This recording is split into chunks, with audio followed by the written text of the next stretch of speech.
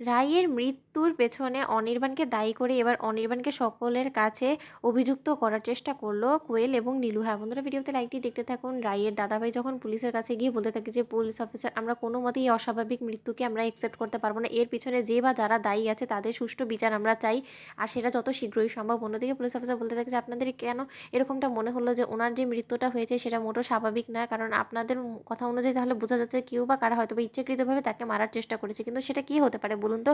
আপনাদের কি কারো উপরে সন্দেহ আছে? অন্যদিকে যখন নীলু হঠাৎ করেই বলে ওঠে যে হ্যাঁ অফিসার অবশ্যই আছে, তখন রাইয়ের বৌমনি বলতে থাকে যে নীলু, আমার তো সবথেকে বেশি সন্দেহ হচ্ছে তোমার উপরে, কারণ তুমি তো রাইয়ের উপরে হিংস্র হয়ে পড়েছিলে, রাইকে কোনো মতে সহ্য করতে পারছিলে না, রাইকে প্রাণনা তো মেরেই ফেলো। তখন নীলু বলতে থাকে যে বৌমনি, রাই দিদিভাইয়ের উপরে আমার যথেষ্ট পরিমাণে খাট ছিল, ঠিক আছে, কিন্তু তাই দিদি বলে রাই দিদিভাইকে যদি আমার মারারই কথা হতো তাহলে তো অনেক আগে আমি মেরে ফেলতে পারতাম। ও আমার মায়ের পেটের বোন, আমি ওর যতই ক্ষতি করার চেষ্টা করি না কেন, কিন্তু এখনো পর্যন্ত আমি ওকে মেরে ফেলার কিন্তু কোনোদিনও পরিকল্পনা করিনি, আর সেটা করবো না, কারণ আমি খুব ভালো করেই জানি যে ওর মৃত্যুটা আর যাই হোক আমি কোনোদিনও কামনা করব না, সে আমার যতই শত্রু হয়ে যাক না কেন। অন্যদিকে অফিসার বলতে থাকে যে তাহলে আপনাদের অন্য কারো উপরে সন্দেহ হচ্ছে? তখন রায় দাদাভাই বলতে থাকে যে সেরকমভাবে তো এখনো পর্যন্ত রায়ের খারাপ চাই সেরকম কোনো মানুষকে আমার চোখে অন্তত ধরছে না অফিসার। অন্যদিকে নীলু বলতে থাকে যে আচ্ছা দাদাভাই, তোর কি মাথা খারাপ হয়ে গেছে নাকি? তুই বিবেক বোধ সব কিছু হারিয়ে ফেলেছিস? তুই আরেকজনকে কি করে মিস করে যাচ্ছিস যে কিনা রায় দিদিভাই সব থেকে বেশি ক্ষতি করার চেষ্টা করছে? এতদিন ধরে রায় দিদিভাইয়ের জীবনটাকে তছনছ করে গিয়েছে, সেই মানুষটাকে কি করে ভুলে যেতে পারিস বলতো? তখন রায় দাদাভাই বলতে থাকে, যদি কার কথা বলার চেষ্টা করছিস বলতো নীলু? তখন নীলু বলতে থাকে যে বারে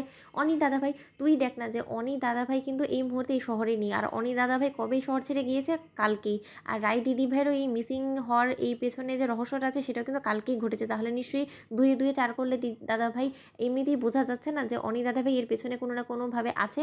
অনি দাদাভাই হয়তো বা লোক লাগিয়ে দিদিভাইয়ের ইচ্ছাকৃতভাবে এরকম একটা অ্যাক্সিডেন্ট করিয়েছে, যার ফলে কিনা রায় দিদিভাই চিরতরে মরে যায়, আর এটাতে উনিও অন্তত শান্তি পায়। তার জন্য ও এখন রায় দিদিভাইকে মেরে এখান থেকে পালিয়েছে, শহর ছেড়ে পালিয়েছে। তাই যে করে হোক না কেন তাকে অ্যারেস্ট করার ব্যবস্থা কর।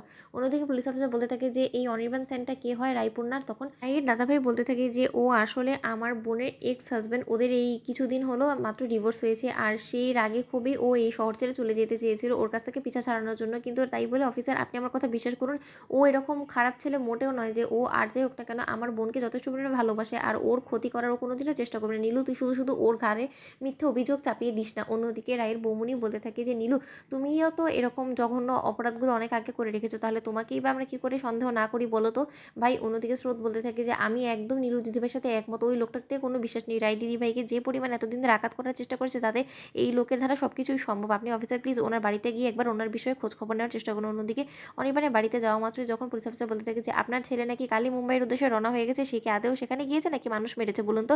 তখন রায়ের মৃত্যুর খবর শুনে তো বন্ধু, ভিডিও ভালো লাগলে সাবস্ক্রাইব করতে ভুলো না।